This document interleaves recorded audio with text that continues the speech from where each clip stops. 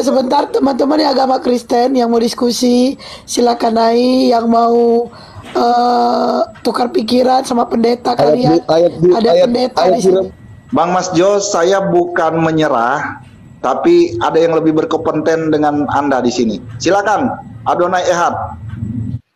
Ini Mas Jo, perlu diketahui ya, Abang Pot, beliau adalah seorang pendeta. Nah, nanti Anda bisa belajar sama beliau langsung. Oke, silakan. Luar biasa, luar biasa. Iya, saya mau belajar ini. Bang Jo. Halo Bang Jo. Ya. Suara Bang Jo kecil ini. Iya. Halo. Sini jelas. Oh ya. Apa Bible itu ada sesuatu yang perlu direvisi atau gimana? Atau memang udah final begitu? Dari setiap ayat-ayatnya nggak ada yang salah, nggak ada yang keliru. Kalau bicara sumbernya kan nggak bisa direvisi ya, sumber terjemahannya. Kalau terjemahannya bisa direvisi. Okay. Khusus bahasa Indonesia lah. Ya mungkin bahasa-bahasa lain juga dan selain bahasa aslinya. Tapi bisa direvisi lagi Bible-nya.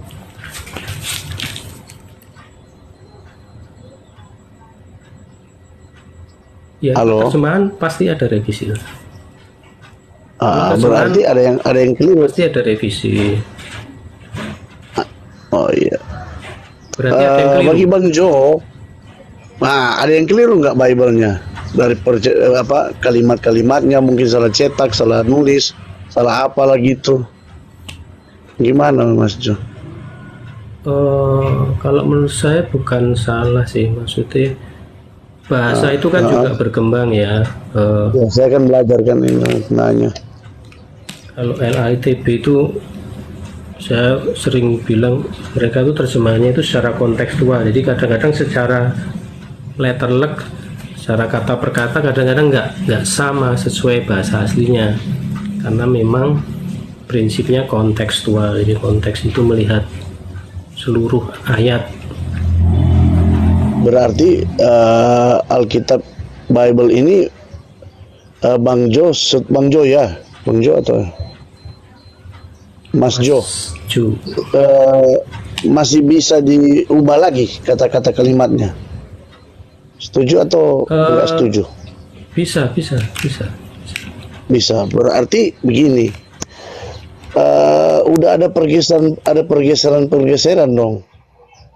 Kalau kita tarik dari terjemahan asli ya, zaman dulu pasti kalau udah bergeser, sebab bahasa Ibrani berkembang juga, sama seperti bahasa Inggris berkembang juga.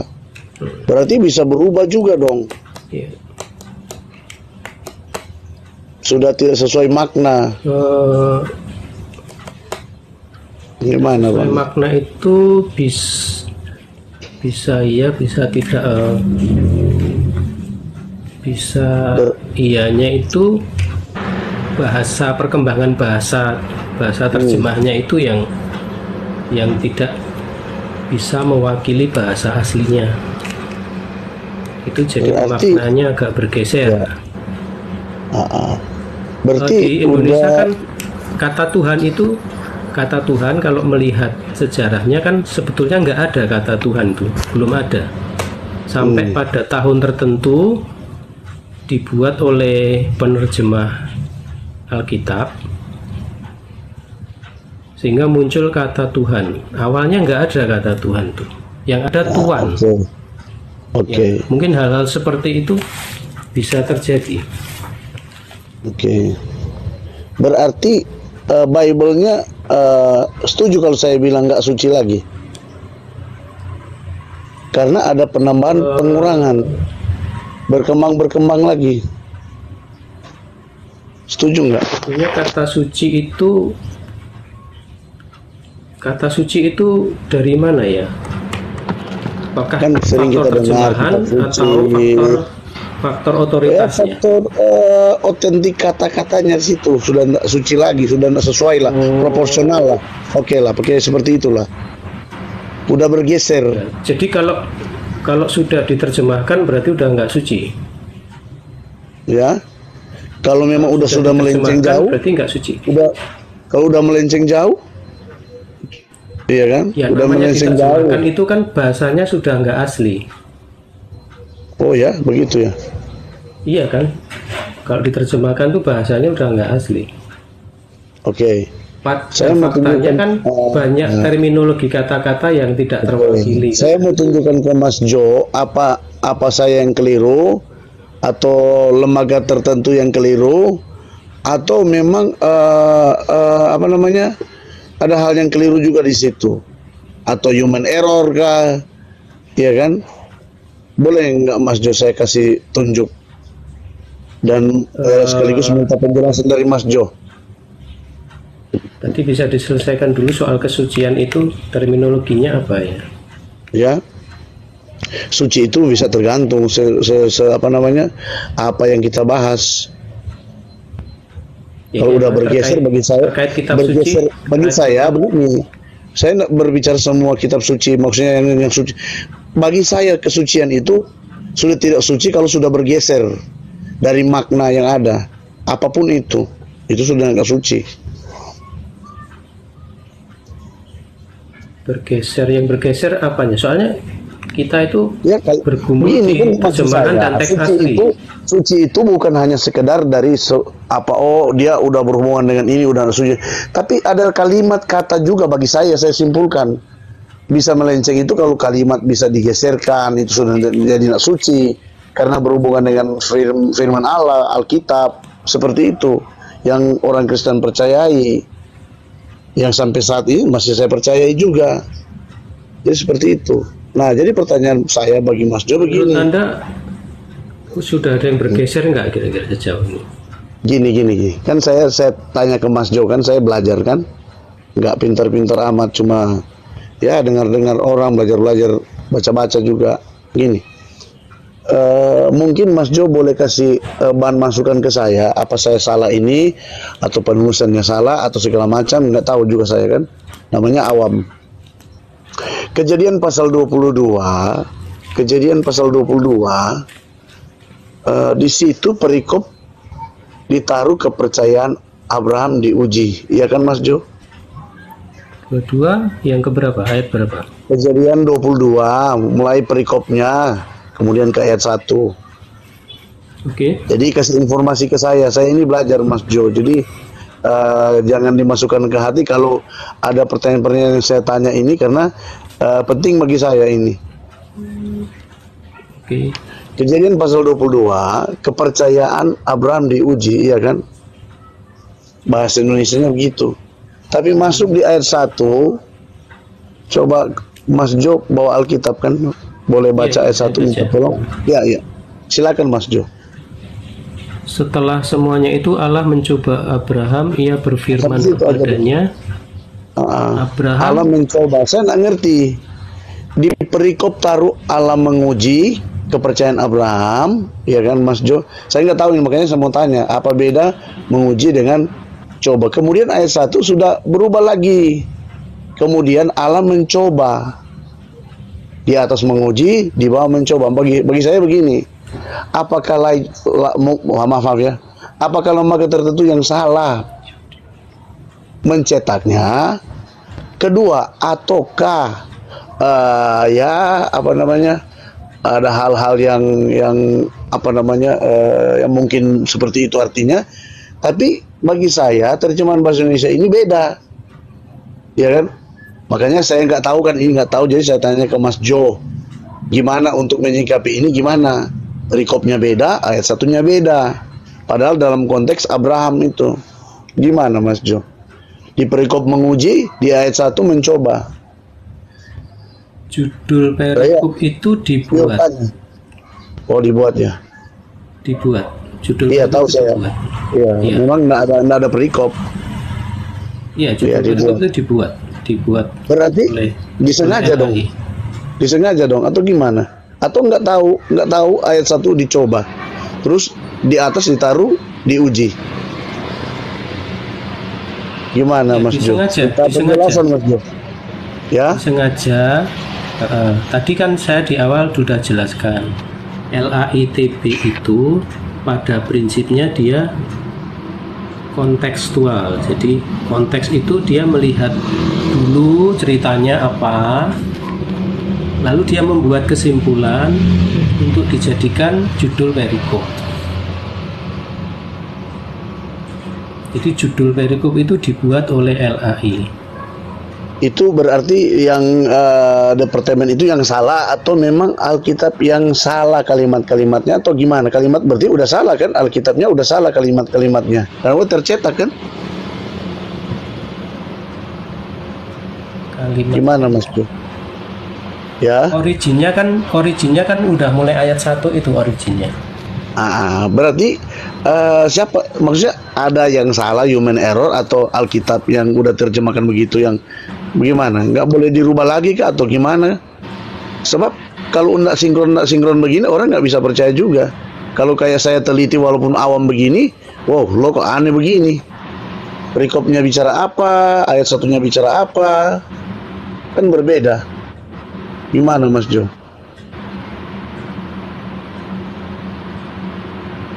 Ya, jawabannya itu. Jadi judul perikop dibuat LAI dengan dasar kontekstual setelah membaca seluruh ayat. Jadi dalam konteks LAI itu dipahami Allah menguji Abraham, walaupun secara teks intinya itu Allah mencoba Abraham. Jadi Allah mencoba Abraham ini dalam pemahaman LAI itu adalah sebuah ujian. Oh ya. Makanya hebat perikopnya Allah menguji Abraham. Hebat juga berarti ya, hebat juga.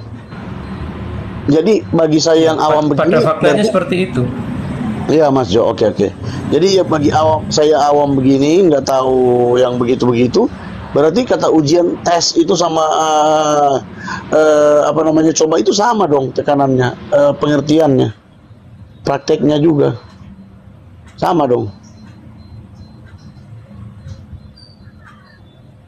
Padahal kan begini, saya baca-baca di Perjanjian Lama, bahkan Perjanjian Baru, yang membuat pencobaan itu hanya iblis. Yang kita tahu loh, ya, iya kan? Saya dengar juga. Yang menguji itu Tuhan. Yang membuat pencobaan itu, mencoba itu iblis. Betul enggak Mas Jo? Bantah kalau salah. Iya, betul. Mohon maaf, saya potong sebentar. Ya. Bang Pohon. Ya. Bang Pohon agak pelan-pelan sedikit ya. Jangan terlalu ngejut. Kasihan yang di bawah nih. Mereka pada sakit hati, kasihan, takut. Ini oten-oten di bawah udah kejang-kejang tiap Om Pot bicara ini.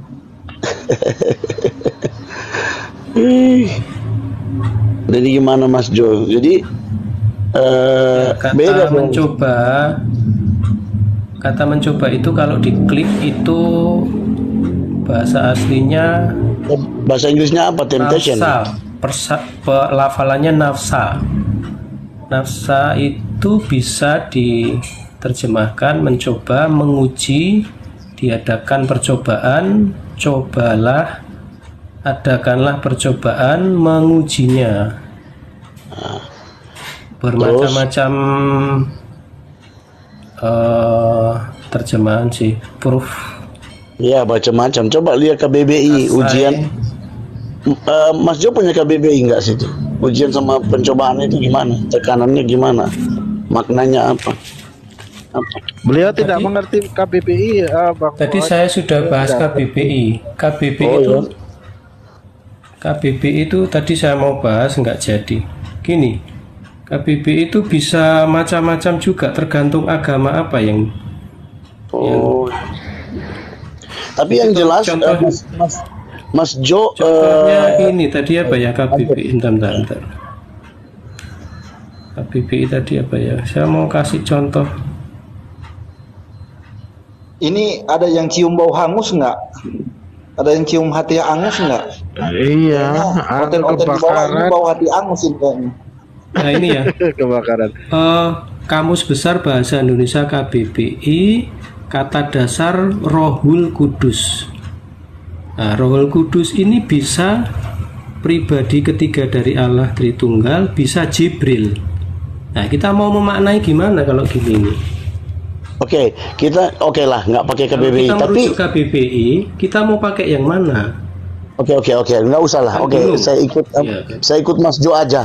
Sekarang begini. Ya, kan menurut korespondensi bunyi, ya kan Mas Jo tahu kan?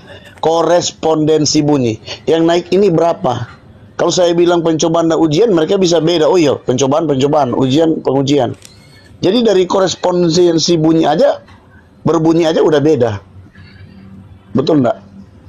Ujian, cobaan. Bahkan kalau kita lihat-lihat di Alkitab, belajar kan, baru namanya pemula. Yesus itu tidak pernah memberikan pencobaan, betul enggak Mas Jo? Mas Jo tadi bilang kan, betul kan? Iya. Yang memberi pencobaan itu iblis. Berarti yang mencoba Abraham itu iblis. Halo. Coba Pelan-pelan. Oh, Bang Poot. Oh iya. Harus agak direm sedikit.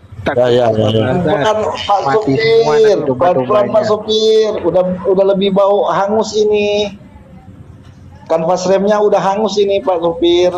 Jadi nafsa itu tadi kalau diklik itu terminologinya bisa mencoba, menguji. Kalau bahasa Inggrisnya mencoba apa? AV-nya itu kalau bahasa Inggrisnya apa? Kita lihat dekat-dekat aja. Proof ada ada temptation, desire, sama adventure, test. ada try. Temptation biasanya. Kemudian ke tes. Beda aja. Dua kalimat itu korespondensi bunyi beda. Jadi boleh kita memanangis? Saweran. Ya, terus jadi Mas Jo, kita itu juga nggak cuman bicara suku katanya ya, tetapi ya, silakan Mas Jo, silakan. Saya ikan cuma bertanya, belajar.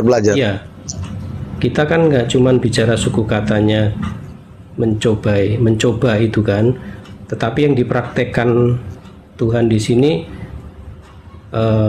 Tuhan menyuruh anaknya Abraham yang tunggal itu supaya dipersembahkan di Gunung Moria. Nah itu konteksnya itu, jadi Tuhan tuh mencoba ngetes Abraham gitu. Tapi Bang Jo setuju kan tadi yang saya bilang tadi, di perjanjian baru bahkan Ayub kan dicoba, Abraham kan dicoba oleh iblis kan. Yesus juga di Lukas pasal 4 dicoba juga lagi kan, setelah saya puasa kan 40 hari. Jadi tekanan untuk mencoba itu hanya dimiliki oleh iblis. Mas Jo udah setuju, iya kan? Yang punya kapasitas menguji cuma Tuhan. Yang punya kapasitas menguji itu iblis, mencoba iblis. Berarti yang memberikan pencobaan kepada iblis waktu itu bukan Adonai dong, setan dong. Gimana Mas Jo? Terjemahannya sih bukan mencobai ya, tapi mencoba. Ya, mencoba. Bukan tinggal tambah imbuhan kan, tetap dasarnya sama. Iya, tapi itu bisa bermakna berbeda itu. Jadi mencoba itu ya tes, trying, tes. Kalau mencoba itu memang temptation. Memang usil kan? Memang iya, usil. Jahil. Iya, jahil kan. Seperti dia tidak mau naik next level, dia mau hancurkan gitu. Ya itu kalau persepsi saya mencoba dan mencobai. Jadi saya mau tanya ke Mas Jo supaya saya tahu kan, saya menjadi Kristen yang kuat kokoh kan, to be strong kan. Yang coba Abraham itu siapa? Apa Adonai atau the devil? Yang mencoba di situ dikatakan, karena tadi kan setuju kan, yang mencoba setan. Allah di situ ya, Elohim. Ya. Berarti siapa yang error ini? Lembaganya yang error kah? Atau kosakata kalimat yang error kah? Tapi kalau begitu, kalau kita padanan dengan yang saya bilang tadi, Tuhan itu memberi ujian, setan itu memberi pencobaan. Gitu. Pelan-pelan Pak Supir, turunan ini, direm-rem sedikit. Kanvas koplingnya udah bau, Pak.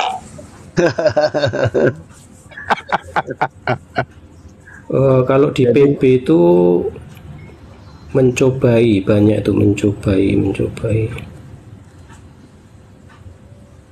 Iblis itu jangan mencobai Tuhan. Terus orang Farisi Saduki tidak mencobai Yesus. Betul, nah, itu kan orang Saduki kan dia mencoba karena ada tekanan untuk menghancurkan Yesus kan? Ya, mencobai, tapi betul. Secara teks bahasa Indonesianya mencobai. Kalau di tadi itu mencoba.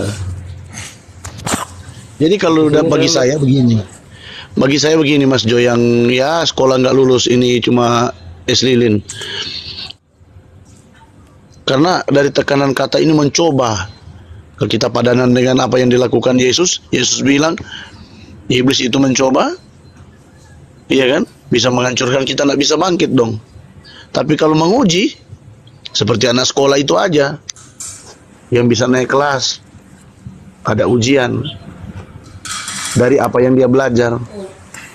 Kalau dicoba sesuatu yang mungkin disengaja juga. Makanya Alkitab bilang jangan mencobai Tuhan Allahmu. Iya kan? Udah tahu-tahu mobil mau lewat, kita mau nyebrang lambat-lambat, akhirnya ditabrak. Itu udah mencobai. Giliran berdoa, Tuhan Yesus ampuni, jauhkan setan-setan, kamu pun salah sendiri. Jadi begitu. Jadi ini clear ya, Mas Jo, pertanyaan saya. Jadi berarti ada something wrong.